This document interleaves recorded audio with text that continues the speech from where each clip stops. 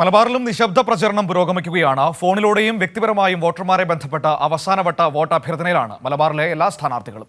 അതേസമയം തെരഞ്ഞെടുപ്പ് പോളിംഗ് സാമഗ്രികളുടെ വിതരണവും വിവിധ കേന്ദ്രങ്ങളിൽ നടക്കുകയാണ്.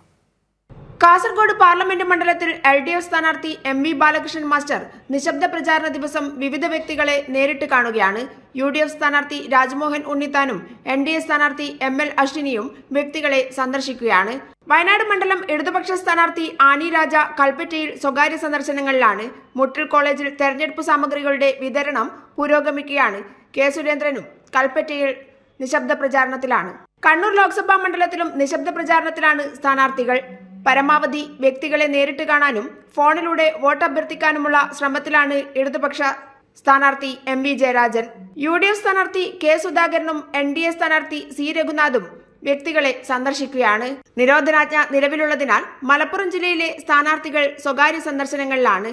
പാലക്കാട്ടെ LDF സ്ഥാനാർത്ഥി A വിജയരാഘവൻ പട്ടാമ്പി ഷൊർണൂർ മേഖലയിൽ സ്വകാര്യ സന്ദർശനത്തിലാണ്.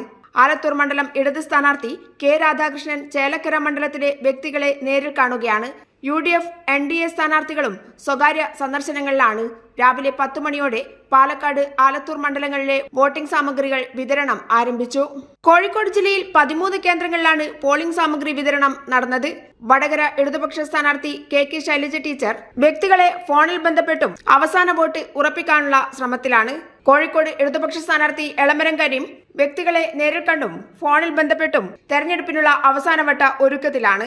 ഇരു മണ്ഡലങ്ങളിലെയും NDA സ്ഥാനാർത്ഥികളും UDF സ്ഥാനാർത്ഥികളും നിശബ്ദ പ്രചാരണത്തിലാണ്. കൈരളി ന്യൂസ്, കോഴിക്കോട്.